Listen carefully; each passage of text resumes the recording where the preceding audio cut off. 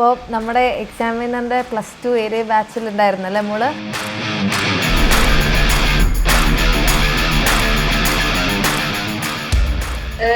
എനിക്ക് മനസ്സിൽ തോന്നുന്ന ഡൗട്ടിനൊക്കെ ഒരു നല്ല ക്ലാരിഫിക്കേഷൻ ക്ലാസ് കേൾക്കാൻ എനിക്ക് കിട്ടുമായിരുന്നു. അപ്പോൾ അതുകൊണ്ടാണ് ഞാൻ എക്സാം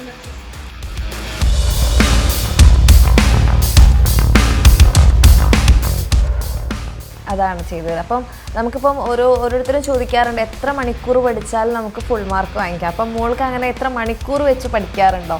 പ്രത്യേകിച്ച് ഇപ്പോൾ എക്സാം ടൈമിലൊക്കെ ആണെന്നുണ്ടെങ്കിൽ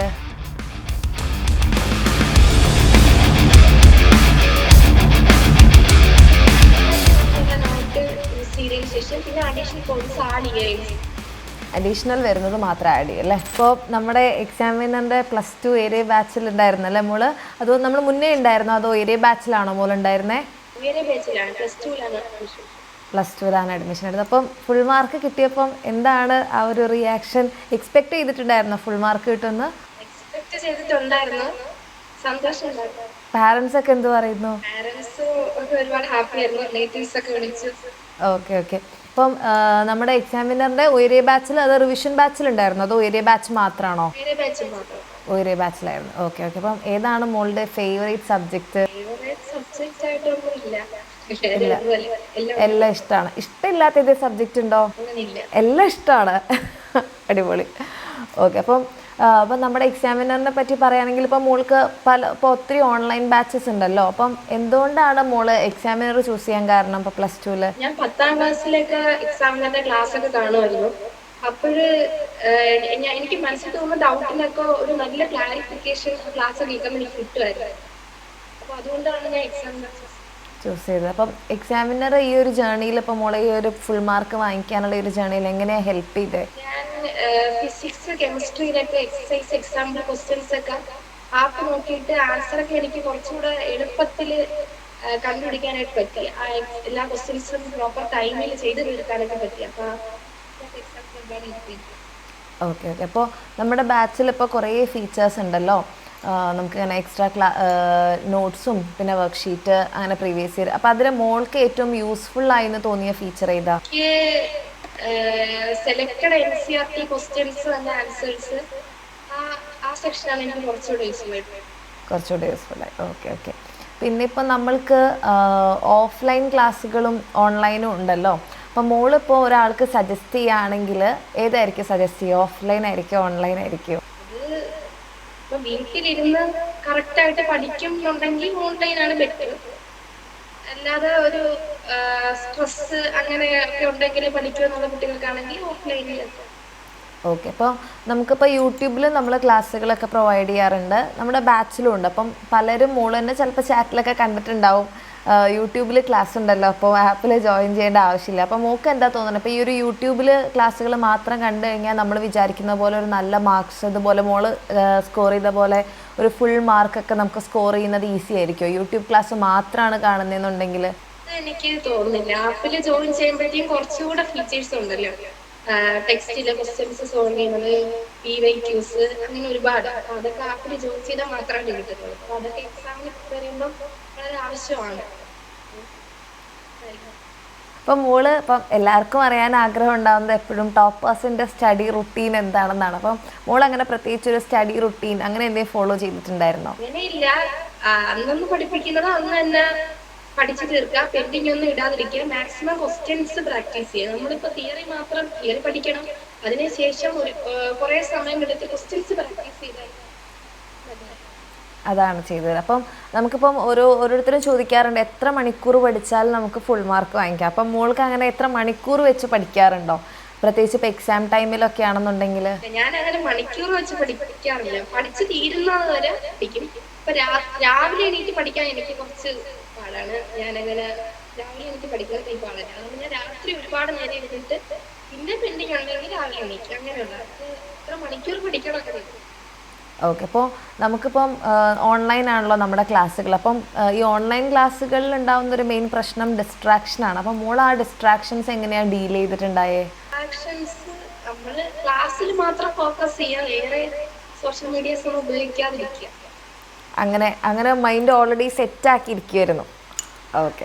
അപ്പോൾ നമുക്ക് ഓരോരുത്തർക്കും ഓരോ രീതി ഉണ്ടാവുമല്ലോ പഠിക്കുന്നതിൽ. അപ്പം മോളുടെ ഈ ഒരു ജേർണി നോക്കുമ്പം അപ്പോൾ ഏത് രീതി മോളിപ്പം ഇപ്പോൾ ചില ആൾക്കാർ പറയും ഞാൻ കൂടുതൽ ക്വസ്റ്റ്യൻസ് പ്രാക്ടീസ് ചെയ്യും, ചില ആൾക്കാർ ഞാൻ റിവിഷൻ നന്നായിട്ട് ചെയ്തുകൊണ്ടാണ്, ചില ആൾക്കാർ പറയും ഞാൻ സെൽഫ് നോട്ട് പ്രിപ്പയർ. അപ്പം മോളുടെ ഏത് രീതിയാണ് ഇപ്പം മോളെ ഈ ഒരു ഫുൾ മാർക്കിലേക്ക് എത്തിച്ചത് നമുക്ക് തോന്നണേ? ആദ്യം ഞാനൊരു ചാപ്റ്റർ പഠിപ്പിക്കുമ്പോഴത്തേക്ക് ആ ചാപ്റ്ററിന്റെ തിയറി ഫുള്ള് പഠിക്കും. അതിനുശേഷം ഒരുപാട് കിട്ടുന്ന മാക്സിമം ക്വസ്റ്റ്യൻസ് പ്രാക്ടീസ് ചെയ്യാം. PYQ ആദ്യം ചെയ്യും, പിന്നെ ഞാൻ ടെക്സ്റ്റിലെ എക്സസൈസ് ചെയ്യും. അങ്ങനെ ക്വസ്റ്റ്യൻസ് പ്രാക്ടീസ് ചെയ്യും. കൂടുതൽ ക്വസ്റ്റ്യൻസ് പ്രാക്ടീസിലാണ് ഫോക്കസ് ചെയ്തിട്ടുണ്ടായത്. ഓക്കെ. ഇപ്പോൾ ഫിസിക്സിലേക്ക് വരുമ്പം ഇപ്പോൾ നമുക്ക് ബയോളജിയിൽ ഡയഗ്രാംസ് ഉണ്ട് എന്ന് പറയുന്നത് പോലെയാണ് ഫിസിക്സിലെ ഈ ഡെറിവേഷൻസ്. എനിക്കറിയില്ല അതിനെപ്പറ്റി, ഞാൻ കേട്ടിട്ടേ ഉള്ളൂ. അപ്പം ഈ ഡെറിവേഷൻസ് എത്ര പഠിച്ചാലും മറന്നു പോകും, അല്ലെങ്കിൽ മക്കളെ എപ്പോഴും കംപ്ലൈൻറ്റ് ചെയ്യുന്നൊരു കാര്യം ഡെറിവേഷൻസ് ഓർമ്മ നിൽക്കുന്നില്ല, എക്സാം ഹാളിൽ പോകുമ്പോൾ ബ്ലാങ്ക് ആവുക. അപ്പോൾ ഈ ഡെറിവേഷൻസ് ഓർത്തിരിക്കാൻ വേണ്ടിയിട്ട് മോൾ എന്താ ചെയ്തിട്ടുണ്ടായേ? ഡെറിവേഷൻസ് ഓർത്തിരിക്കാനായിട്ട് ഞാൻ വലിയ ഇംഗ്ലീഷിനൊക്കെ ആണെങ്കിൽ ഒരു 2 തവണ ഒക്കെ എഴുതുമ്പോൾ തന്നെ ഒരു തവണ അല്ലെങ്കിൽ 2 തവണ എഴുതുമ്പോൾ തന്നെ മനസ്സിലാവും. ചെറിയ ഡെറിവേഷനൊക്കെയാണ് ഞാൻ എഴുതി പഠിക്കുന്ന സ്വഭാവം. ഇല്ല, ജസ്റ്റ് കോൺസെപ്റ്റ് മനസ്സിലാക്കി അങ്ങനെ ഒരു തവണയൊക്കെ എഴുതി ട്രൈ ചെയ്ത് നോക്കാം, അങ്ങനെയാണോ? ഓക്കെ. അപ്പം നമ്മൾ ഇപ്പോൾ +1 +2 എന്ന് പറയുമ്പോൾ 10ാം ക്ലാസ്സിൽ നിന്ന് കുറച്ച് നല്ല ഡിഫറെൻ്റ് ആണല്ലോ. അപ്പോൾ +1ലേക്ക് ആദ്യം വരുമ്പോൾ നമുക്ക് നാച്ചുറലി കുറച്ച് മിസ്റ്റേക്സ് നമ്മൾ വരുത്തുമല്ലോ. പക്ഷേ ആ മിസ്റ്റേക്സ് ഒക്കെ നമ്മൾ റിയലൈസ് ചെയ്ത് തിരുത്തുന്നത് ചിലപ്പോൾ +2ലായിരിക്കും. അപ്പോൾ അങ്ങനെ മോള് +1 വരുത്തിയിട്ടുണ്ട് എന്ന് തോന്നുന്ന ഒരു മിസ്റ്റേക്ക് എന്താ മോളുടെ ഭാഗത്ത് നിന്ന്? അത് മോള് +2 എങ്ങനെയാണ് തിരുത്തിയിട്ടുണ്ടായേ? +1 ഞാൻ വരുത്തിയ മിസ്റ്റേക്ക് എന്ന് പറയുമ്പോഴേ എനിക്ക് ഒരുപാട് പെൻഡിങ് ഞാൻ ഇട്ടിരുന്നു. അത് ലാസ്റ്റ് ടൈമിലായിരുന്നു ഞാനത് എല്ലാം കൂടെ പെൻഡിങ് എല്ലാം തീർത്തിരുന്നത്. അപ്പോൾ ആദ്യമേ തന്നെ പഠിച്ചു തീർക്കുക എന്നുള്ളതാണ് ഞാൻ ഫസ്റ്റ് ചെയ്ത. ഇപ്പം നമ്മുടെ ഉയരെ ബാച്ചിൽ ഫസ്റ്റ് നമ്മൾ കുറച്ച് നേരത്തെ സ്റ്റാർട്ട് ചെയ്യുമല്ലോ. അപ്പോൾ എല്ലാവരും പറയാറുണ്ട് ഇത്ര നേരത്തെ സ്റ്റാർട്ട് ചെയ്യണ്ട, അല്ലെങ്കിൽ സ്കൂളിൽ തുറന്നിട്ടൊക്കെ സ്റ്റാർട്ട് ചെയ്താൽ മതി. പക്ഷേ നമ്മൾ സാധാരണ നമ്മുടെ ഉയരെ ബാച്ചും SSLC ബാച്ചൊക്കെ നമ്മൾ നേരത്തെ സ്റ്റാർട്ട് ചെയ്യാറുണ്ട്. അപ്പോൾ മോൾ അങ്ങനെ നേരത്തെ ജോയിൻ ചെയ്തിട്ടുണ്ടായിരുന്നോ, അല്ലെങ്കിൽ അങ്ങനെ ജോയിൻ ചെയ്തപ്പോൾ നമുക്ക് എന്തെങ്കിലും ബെനിഫിറ്റ് ഉള്ളതുപോലെ തോന്നിയോ ടൈമൊക്കെ മാനേജ് ചെയ്യുന്നതിൽ? ഞാൻ നേരത്തെ ജോയിൻ ചെയ്തിട്ടുണ്ടായിരുന്നു. അപ്പം സ്കൂളിൽ പോകുമ്പോഴത്തേക്കും അവർ പഠിപ്പിക്കുമ്പോൾ കുറച്ചുകൂടെ എളുപ്പമായിട്ട് തോന്നുന്നു. ഓൾറെഡി ഇത് കണ്ട് സ്കൂളിൽ അതൊരു റിവിഷൻ പോലെ അല്ലേ? അപ്പം മോൾ എങ്ങനെയാണ് സെൽഫ് നോട്ട് പ്രിപ്പയർ ചെയ്യുന്ന ആളാണോ, അതല്ല നമ്മളിപ്പോൾ എക്സാമിനറിലാണെങ്കിൽ നമ്മൾ തന്നെ പഠിപ്പിക്കുമ്പോഴുള്ള നോട്ട് തരുമല്ലോ, അത് യൂസ് ചെയ്യാറാണോ ചെയ്യുക? എക്സാമിനറിലെ നോട്ട് യൂസ് ചെയ്തതിന് ശേഷം പിന്നെ അഡീഷണൽ പോയിന്റ്സ് ആഡ് ചെയ്യുകയും അഡീഷണൽ വരുന്നത് മാത്രം ആഡ് ചെയ്യും അല്ലേ? മോൾക്കിപ്പം ഇനിയിപ്പം നമ്മുടെ +1 +2 കുറേ എല്ലാവരും ആഗ്രഹിക്കുന്നത് ഈ ഫുൾ മാർക്ക് വാങ്ങിക്കുക എന്നുള്ള കാര്യം തന്നെയാണല്ലോ. അപ്പം ഫുൾ മാർക്ക് വാങ്ങിക്കാൻ പോകുന്ന ആൾക്കാരോട് മോൾക്ക് എന്താ പറയാനുള്ളത്? എങ്ങനെ പഠിച്ചാലും നിങ്ങൾക്ക് ഫുൾ മാർക്ക് നേടാൻ പറ്റും? നിങ്ങൾക്ക് തന്നെ ഒരു കോൺഫിഡൻസ് ഉണ്ടായിരിക്കണം ചെയ്യാൻ പറ്റും എന്നുള്ളത്. പിന്നെ മാക്സിമം പെൻഡിങ് ഇടാതെ നോക്കുക. എന്തെങ്കിലും പെൻഡിങ് വരുവാണെങ്കിൽ വീക്ക്ലി റിവിഷൻ ആ ഒരു സമയത്തൊക്കെ സമയം കണ്ടെത്തി തീർക്കുക. റിവിഷന് അത് വളരെ ഇമ്പോർട്ടൻ്റ് ആണ്. റിവിഷൻ ഇല്ലെങ്കിൽ നമ്മൾ ചിലപ്പോൾ എക്സാം ആണ് ചെല്ലുമ്പോൾ പെട്ടെന്ന് ഞാൻ പറഞ്ഞ ഡെറിവേഷൻസ് ഒന്നും ഓർമ്മ വരണമെന്നില്ല. റിവിഷൻ ചെയ്യുക. മോൾ എങ്ങനെ റിവിഷൻ ചെയ്യുക? വീക്ക്ലി റിവൈസ് ചെയ്യാണോ ചെയ്യുക? അന്നു മോളിപ്പോൾ പറഞ്ഞല്ലോ പഠിച്ചു പോകുന്നുള്ളത്, എന്നിട്ട് അത് വീക്ക്ലി റിവൈസ് ചെയ്യോ? ഞാൻ എല്ലാ വീക്കിലും റിവൈസ് ചെയ്തില്ല, മന്ത്ലി ആയിരിക്കും ചിലപ്പോൾ ചെയ്യുന്നത്. യൂണിറ്റ് ടെസ്റ്റ് ഒക്കെ വരുമ്പോഴത്തേക്കും അങ്ങനെ. എല്ലാവർക്കും പറയുന്നൊരു പ്രശ്നം ഈ ടൈം കിട്ടുന്നില്ല എന്നുള്ളതാണ്. കാരണം പലരും മോർണിംഗ് ട്യൂഷന് പോവും, സ്കൂളിൽ പോവും, തിരിച്ചു വന്നു കഴിഞ്ഞാൽ വീണ്ടും ട്യൂഷൻ, പിന്നെ ഹോംവർക്ക്, റെക്കോർഡ്, അങ്ങനെ മൊത്തത്തിൽ ഭയങ്കര ടൈറ്റ് ആവുന്നുണ്ട്. അപ്പം മോൾക്ക് അതുപോലെ ഒരു ടൈറ്റ് ഫീലിംഗ് ഉണ്ടായിട്ടുണ്ടോ, അല്ലെങ്കിൽ ഈ പറയുന്ന പോലെ സെൽഫ് സ്റ്റഡിക്കും റിവിഷനും ഒക്കെയുള്ള സമയം എങ്ങനെയാണ് കണ്ടെത്തിയിട്ടുണ്ടായേ? പ്രാക്ടിക്കൽസ് വന്ന സമയത്ത് കുറച്ച് ടൈം മാനേജ്മെന്റ് പ്രശ്നം വന്നിട്ടുണ്ടായിരുന്നു. റെക്കോർഡ് എഴുതാനുള്ളതുകൊണ്ട് അപ്പോഴേ ഞാൻ കുറച്ച് താമസിച്ച് ഉറങ്ങിയിട്ട് രാവിലെ കുറച്ചുകൂടെ ഉറങ്ങാൻ ശ്രമിക്കും. അങ്ങനെ രാത്രി കുറച്ചുകൂടെ ടൈം കണ്ടെത്തും. ഓക്കെ. അപ്പം മോർണിംഗ് ട്യൂഷൻ ഇല്ലാത്തതുകൊണ്ട് ഈ ടൈം രാത്രി കുറച്ച് ഇരുന്നാലും ആ ഉറക്കം അവിടെ ബാലൻസ് ചെയ്യും അല്ലേ? ഓക്കെ, അത്രേ ഉള്ളൂ.